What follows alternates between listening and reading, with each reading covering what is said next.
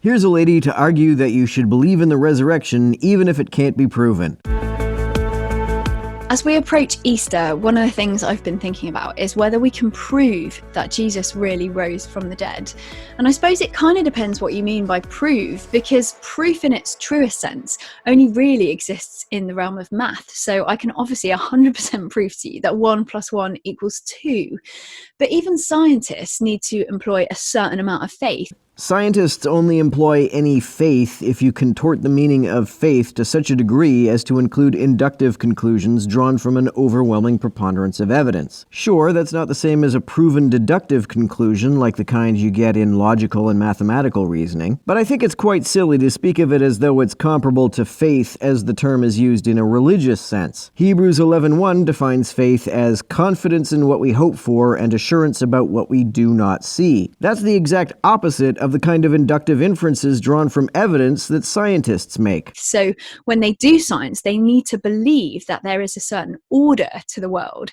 No, they don't. The whole point of doing experiments is to investigate the question of whether there is order to the world, and what that order might look like if it's there. There is no need to assume order at the outset. One of my favorite novels is Solaris. It's a sci-fi novel about scientists trying to study an ocean on an alien planet. They keep coming up with hypotheses about how the ocean could be behaving, and every hypothesis they test turns out to be wrong. Nonetheless, those experiments are still science, and the test results that reveal their hypotheses to be wrong are still scientific discoveries. That remains the case whether the alien ocean has any order or not. No assumption of order is necessary for doing science. That when they do things, they'll react in a certain way because forces like gravity are in play. We believe that forces like gravity are in play because we infer that to be the case from what we have observed. Scientists didn't assume it at the outset. It wasn't a presupposition, it was a post-supposition based on observation. In a similar way, we also can't prove lots of things that we rely on a daily basis. So you can't 100% prove that your mum loves you. There might be lots of evidence for it, but you can't 100% prove it. If the claim that my mother loves me were comparably improbable to a claim of a resurrection, and I only had as much evidence for it as I have for a resurrection, then I wouldn't believe it. You also can't prove that the sun's going to rise tomorrow. You might be able to look back and say, well, it rose yesterday, but you can't prove that it's going to rise tomorrow. If I saw Jesus die every day and rise from the dead again every morning, then that would convince me that resurrection is real. Since I don't see anything remotely comparable to that level of evidence, I remain unconvinced.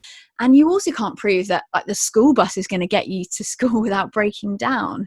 No, but I don't need to believe that. I just need to believe that it has a higher probability of getting me there faster than walking. And I have enough evidence to inductively infer that to be the case. But I think what we can do with the area of science and with these things that we sort of rely on every day is we have proof in the sense of a law court. So I don't know whether you've heard that phrase that lawyers use quite a lot. Proof beyond reasonable doubt. With respect to the resurrection, I don't think we do have that level of proof. No amount of 1900-year-old, likely second-hand testimony would make doubt in the idea that someone was raised from the dead unreasonable. I wouldn't see such a doubt as unreasonable until we could see someone die in a lab where we could confirm necrosis has set in the brain, and then see the person wake up and start walking and talking again. Again, they can't mathematically 100% prove that someone has or hasn't done the crime, but what they can do is build up a case based on eyewitness testimony, confession, and other types of evidence. And I think that's the sort of proof that we're talking about when we're looking at whether Jesus rose from the dead. It's not, though. The testimony about the crucifixion and resurrection is all anonymous, so we can't know that it was written by eyewitnesses. It also seems to have been written down several years after the fact, leaving plenty of room for embellishment.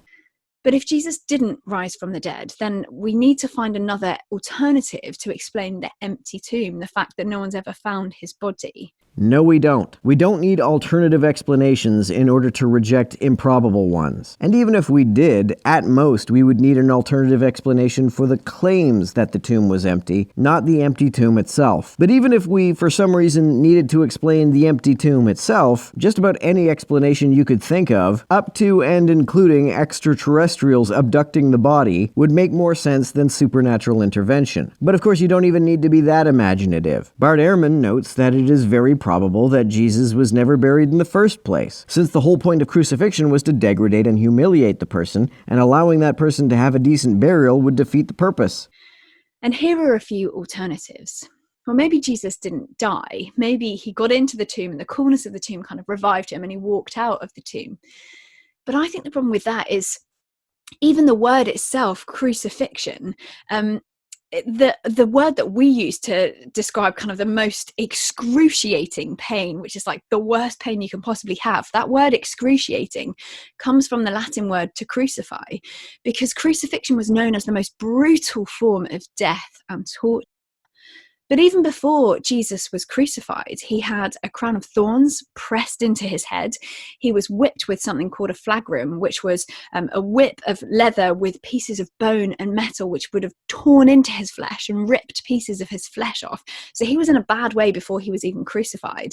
And then if we look at John's gospel, one of the gospel accounts, it talks about the fact that a spear was thrust into Jesus's side and out came water and blood, which is actually a sign of severe blood clotting in the arteries, which points to heart failure, which obviously ultimately leads to death. And the explanation that those accounts describe the process incorrectly, especially John's bit, since the Gospel of John was the latest of the Gospels to be written, is far more probable than a guy rising from the dead. So perhaps Jesus's body was stolen. I mean, maybe it was stolen by the disciples.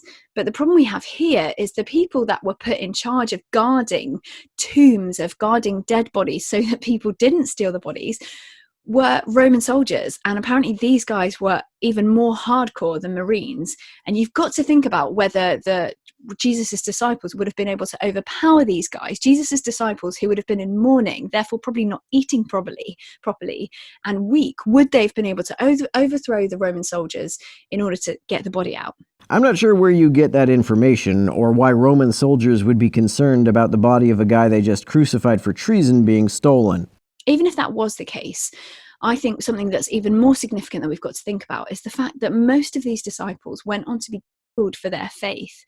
Would they have died for something that they knew was a lie? I know I wouldn't. They were martyred for being Christians, but I see a lot of apologists make the claim that they were martyred specifically for their belief in the resurrection. Nowhere in any early Christian account is this ever stated. Jesus led a revolt against the Roman occupation of Judea. This is why he was crucified. It's pretty reasonable to infer it's why his followers were also martyred. So maybe it wasn't the disciples that stole the body.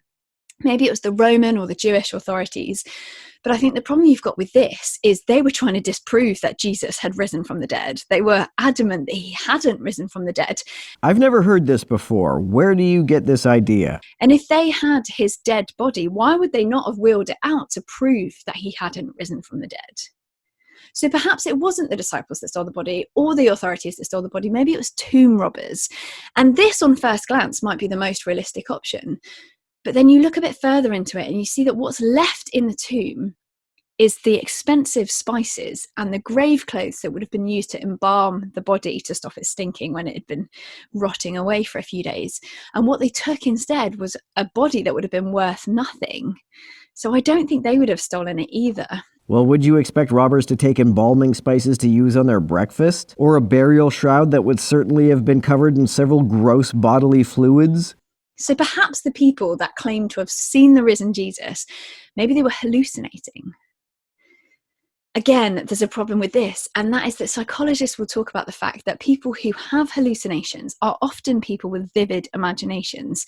And actually, a lot of the disciples don't fit this description. Just as a small example, you've got Matthew, who was a shrewd tax collector. You've got Peter, who was a tough fisherman. And then you've got Thomas, who's pretty much a born skeptic, born to not believe this stuff. Okay, first of all, I don't know where you get the idea that hallucinators have vivid imaginations. And secondly, how does being a tax collector, a tough fisherman, or a skeptic disqualify a person from having a vivid imagination, let alone from being capable of hallucination? The other thing with hallucinations is there's no such thing as a collective hallucination. You don't have a group of people all hallucinating the same thing. They might have different hallucinations, but not all hallucinating the same thing. Not true. Psychologists recognize that delusional disorders can be such that multiple people can give mutually consistent descriptions of delusional experiences. Even so, we don't have any testimony that we know to be written by these purported eyewitnesses, so we can't be sure that anybody saw what the Gospels claim they saw. And we hear stories of groups of people believing that they saw the risen Jesus. Stories of groups of people should not be seen as having the same credibility as multiple mutually consistent first-hand stories. And in 1 Corinthians 15, you see a group of 500 people claiming to have seen the risen Jesus. No, you don't see a group of 500 people claim to have seen the risen Jesus. In that passage, you see Paul, the author of that letter to the Corinthians, who was one guy who wasn't even there, claim that 500 people saw the risen Jesus. That couldn't have been a hallucination. Yes, it could have, but even more probably it was someone telling a tall tale to Paul, and Paul credulously passing it along.